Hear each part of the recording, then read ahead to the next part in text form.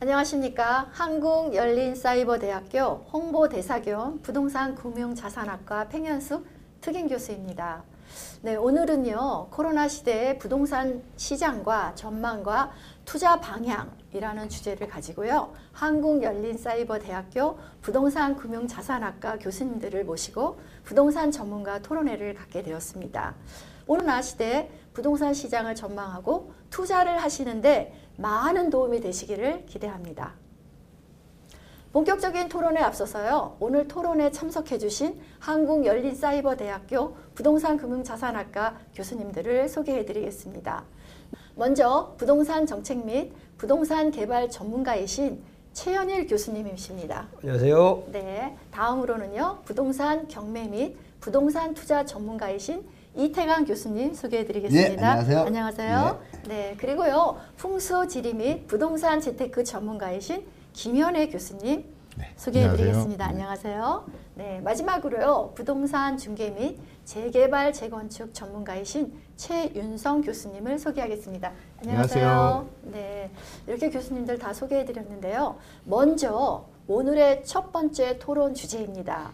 현재 겪고 있는 코로나 사태가 부동산 시장에 어떤 영향을 미치고 있나, 이런 거를 제가 물어보려고 여기 나와 있는데요. 어떻게 생각하세요?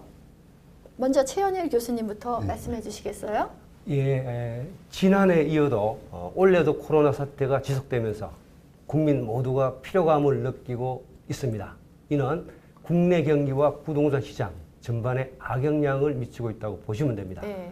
코로나 사태가 올해 말까지 진정되지 않고 장기화된다면 대외 요인에 의한 충격을 받으며 국내 부동산 시장은 부동산 폭락 또는 버블 붕괴로도 이어질 수가 있습니다.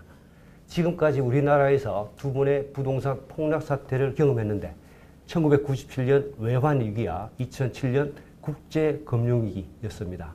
과거 두 번의 부동산 폭락 사태는 국내 요인보다는 대외 요인에 의해 촉발되었다는 점에서 코로나 사태의 장기화는 대외 요인이 국내 시장에 충격을 주면서 버블 붕괴로 이어질 수도 있습니다.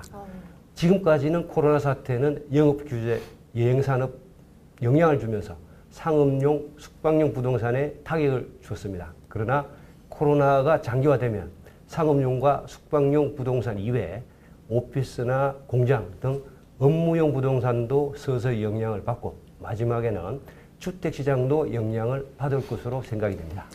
네. 이번에는요, 이태강 교수님께서 말씀 좀 해주시겠어요? 예, 저는 간단히 말씀드리겠습니다. 코로나 때문에 통화 정책으로 금리 인하와 재정 정책, 양적 정책, 그래서 직접 기업과 국민에게 돈을 살포하고 있어서 시중에 유동 자금이 많다고 생각합니다. 그 결과 경제가 안 좋은데도 불구하고 부동산 가격이 상승하는 것은 사람들이 이제 경제의 불안 심리 때문에 그렇습니다. 네. 소비는 안 하고 돈의 유동성은 커지고 갈 곳이 없는 돈이 불안 심리로 인해서 안정자산을 찾고 있다고 볼 수 있고요. 그래서 해지 역할로서의 그 으뜸인 부동산의 수요가 증가한 것으로 나타나고 있습니다. 또 현재 그 정부의 정책이 부작용으로 인해서 역시 한몫하고 있어서 가격이 지금 상승하고 있다고 저는 보고 있습니다. 네, 이번에는 김현애 교수님이 말씀해 주시겠어요? 네, 저는 그 전반기, 후반기를 한번 나눠보겠습니다. 네. 네, 전반기에는요, 코로나19 확산으로 실물 경제 침체와 장기 경제 위기론으로 부동산 시장과 주택 시장이 매수 심리가 사라진다고 봐요. 꺾인다고 저는 생각하고 있고요. 네. 하지만 후반기부터는 코로나19로 시중에 자금이 풀리고 부동산 임대차 3법 등으로 전세 시장이 급등이 시작되면서 부동산 시장인 주택 가격까지 밀어올리는 현상이 일어날 거라고 봅니다. 더 미시적으로 보면요, 부동산 시장을 미시적으로 주택과 상가를 한번 구분해 보겠습니다. 주택은요, 코로나 시대에 상승하게 되면 특히 대형 평형의 주택이 인기가 있다고 봅니다. 그리고 상승폭이 많을 거라고 봅니다. 2005년부터요, 고양시 식사지구와 남양주시 별내지구 외에 다산이나 미사구 위에 이런 지구에 여러 곳을 분양을 했는데 40평 이상 아파트를 분양한 적이 없습니다. 네, 맞아요. 네. 그래갖고 이 대형 아파트가 저는 올라갈 거라고 보는 거예요. 하지만 1인 가구가 굉장히 증가됐잖아요. 그렇죠. 600원 이상이 됐기 때문에 대형 평수보다는 약하지만 그래도 선호가 있다고 저는 봅니다. 예, 그렇지만 코로나 시대가 끝나고 나도 재택근무가 많아져요. 지금도 많잖아요, 재택근무가요. 네네. 그리고 가족끼리 부딪히는 경우가 굉장히 많아요. 그렇죠. 그 자기만의 오피스 공간을 갖고 싶어 하는 거예요. 각자의 방에서 사무실 공간으로 활용하고 싶었기 때문에 집이 큰 평수가 선호한다는 거예요. 코로나가 끝나도 마찬가지예요. 재택근무가 계속 많이 이루어질 거로 보이는 거예요.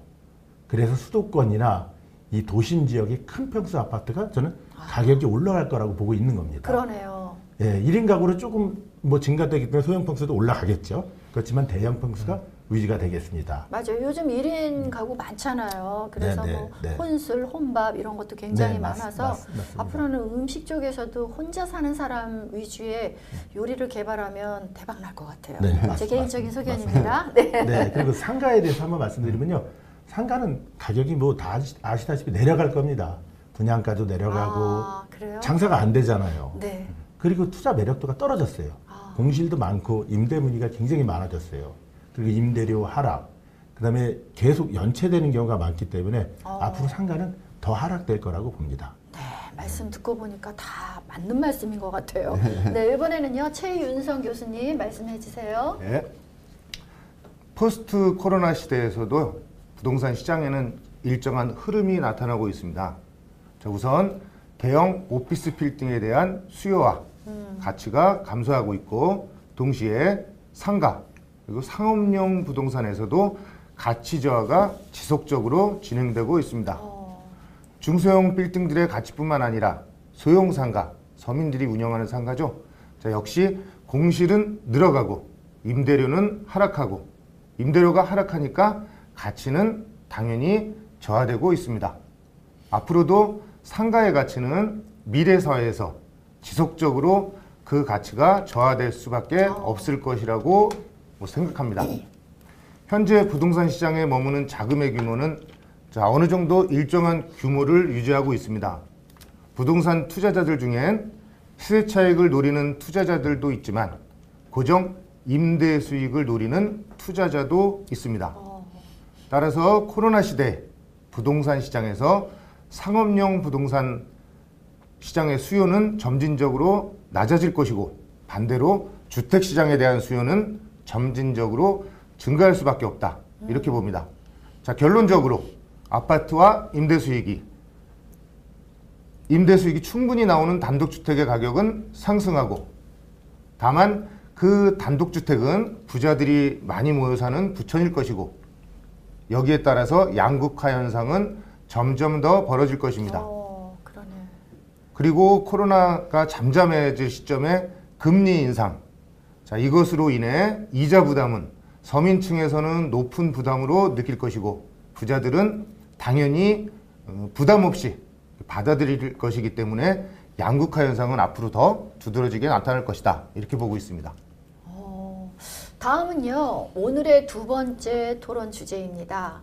현재 국내 부동산 시장에서 문제가 되고 있는 전세 시장, 매매 시장의 급등과 불안 원인과 해결 방안은 무엇이라고 생각하는지요? 이태강 교수님부터 먼저 말씀해 주시겠어요? 예.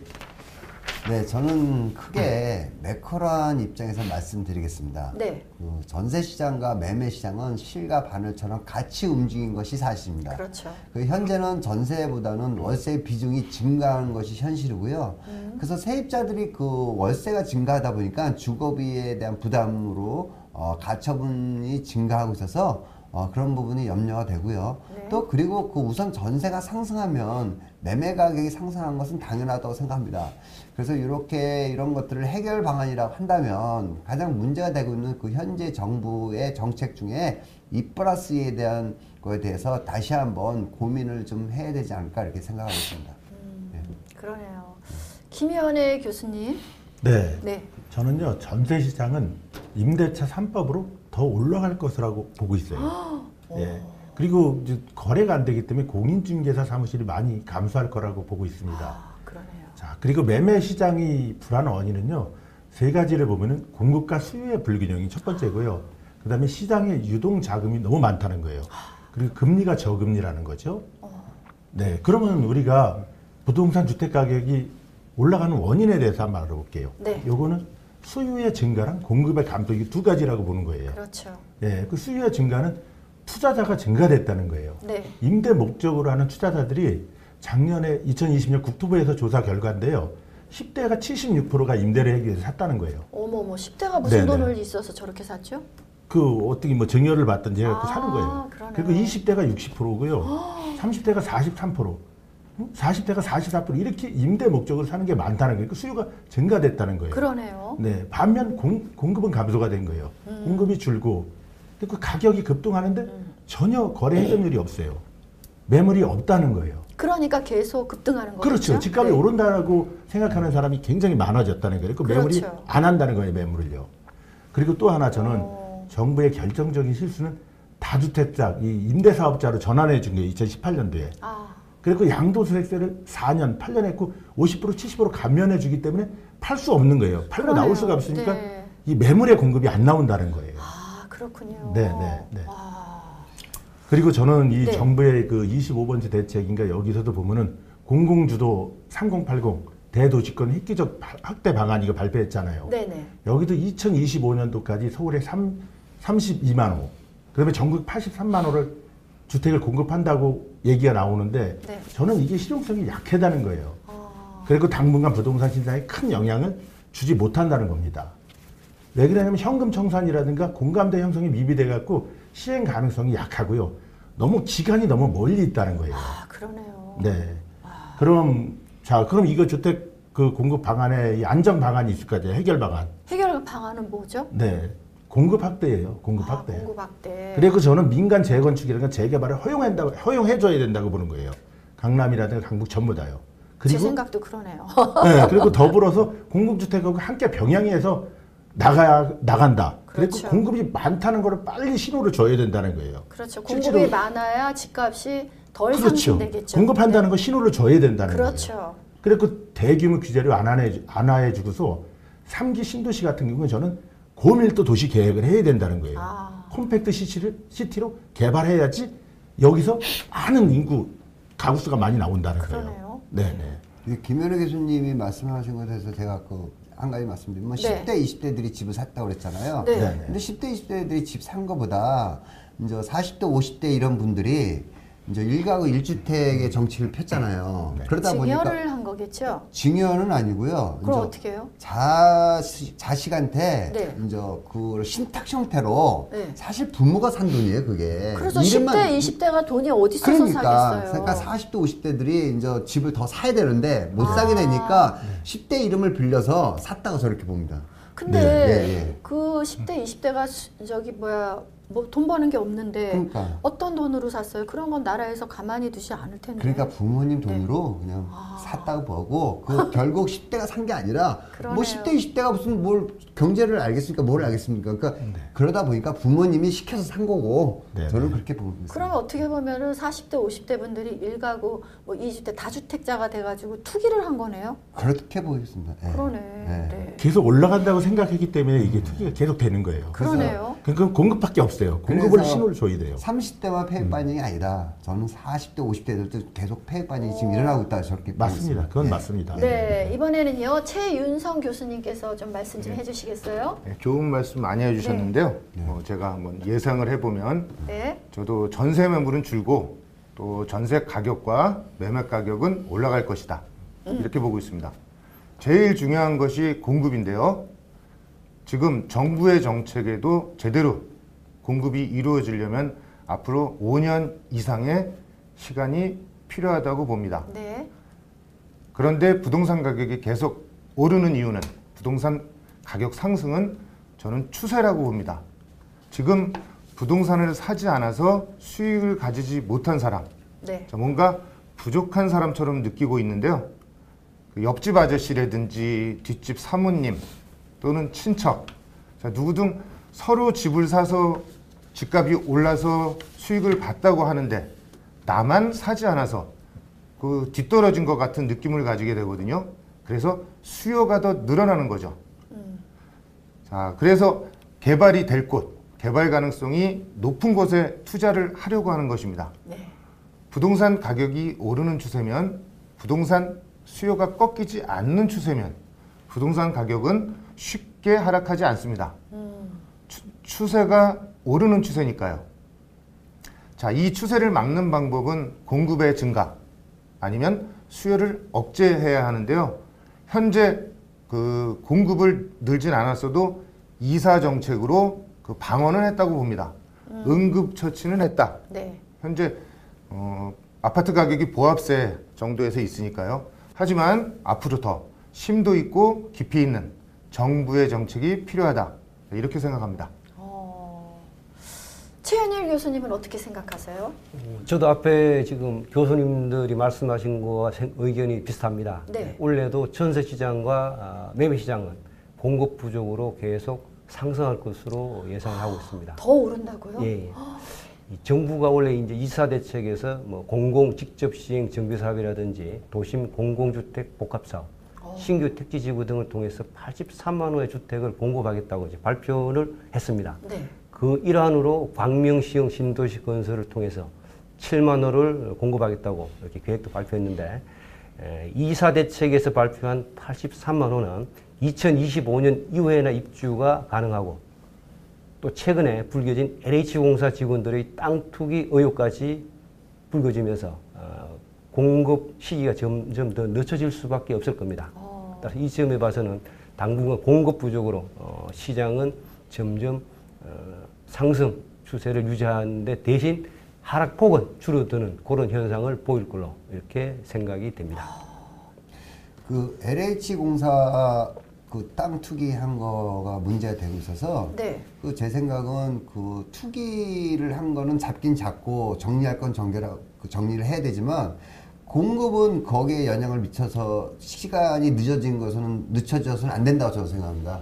아직도 공급이 부족한 상황에서 LH공사 그 직원들 땅 투기 때문에 공급이 늦어진다. 네. 그건 아니다. 그럼 별도로 보고 공사는 계속해서 빨리빨리 공급을 해야 되지 않나 이렇게 생각합니다. 저도 마찬가지 생각입니다. 예, 이게 예. 이제 투기꾼을 처벌하고 엄벌하는 건 필요하지만 네. 그거에 의해서 공급이 늦어지면 결국에는 네. 주택시장에 나쁜 영향을 미쳐서 가격이 더 상승하기 때문에 서민 입장에서는 공급은 최대한 빨리 진행을 하되 투기는 막아야 되는 이런 정책이 필요할 것으로 생각이 듭니다. 저도 하나만 물어볼게요. 네. 이사 대책에서 2025년 이후에 입주가 가능하다 그랬잖아요. 네. 네. 그때 토지만 되는 거 아니에요? 2025년까지 토지만 정리되는 거라 거기서도 또 5년 이렇게 기다려야 이게 지금 아닙니까? 도시 계획부터 시작해서 하게 되면 입주 시점을 한 2025년으로 보고 있거든요. 2025년. 5년으로 입주 시점이 4, 5년 저는 시점으로. 25년 이전에도 일부 이제 그 매입을 해서 공급하는 거 공급해요. 조금씩. 근데 이제 본격적으로 하는 거는 25년 이후니까. 이후. 네. 이후니까 27년, 28년 될 수도 있다는 얘기예요. 그렇죠. 10년에 걸쳐서 입주가 가능하다 보시면 될 겁니다. 그 기간이 길다는 지금부터 10년에 걸쳐서. 대책은 대책이지 현실과의 갭은 항상 존재한다. 아, 이렇게 예. 생각하시면 될 것 같습니다. 네, 좋은 말씀 감사합니다. 네. 네.